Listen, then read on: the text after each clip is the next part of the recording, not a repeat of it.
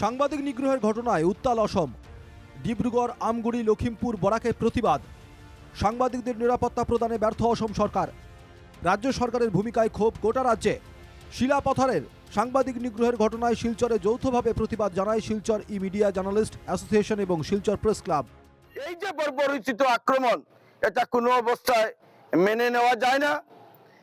আমরা স্তম্ভিত যে কিভাবে অপরাধীরা এভাবে গণতন্ত্রের চতুর্থ স্তম্ভের উপর এভাবে আক্রমণ করতে পারে। তাহলে কি সেই জায়গায় আইনের শাসন ভেঙে পড়েছে? তাহলে কি পুলিশ প্রশাসনকে, সরকারকে দুর্বৃত্তরা ভয় পাচ্ছে না?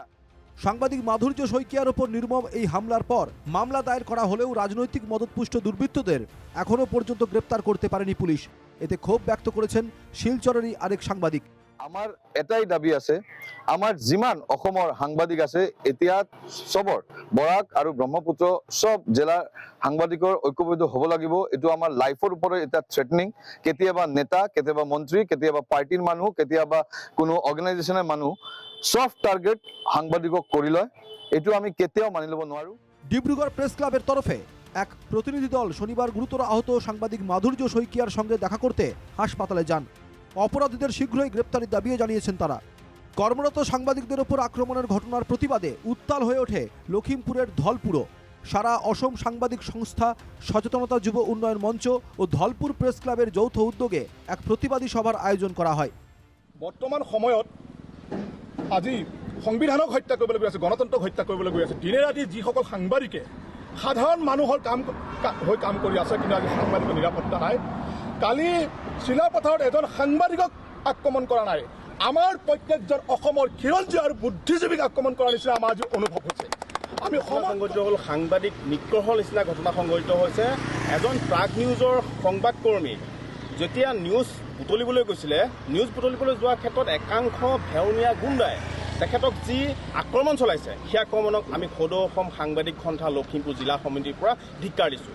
তেখেতৰ কথা, বৰ্তমান শাসনাধিষ্ঠিত বিজেপি চৰকাৰখনৰ দিনত সাংবাদিকসকলক এজনৰ পাছত আনজনক যিদৰে বেয়া ব্যৱহাৰ কৰি আছে বা শাৰীৰিকভাৱে আক্ৰমণ কৰিছে, নিৰ্যাতন চলাইছে, গতিকে এনেকুৱা যি এই ব্যৱস্থাটোক আমি সচেতন যুৱ উন্নয়ন মঞ্চ অসমে প্ৰথমে আক্ৰোশমূলকভাৱে অতি ক্ষোভেৰে আৰু কঠোৰ ভাষাৰে আমি গৰিহণা দিছোঁ।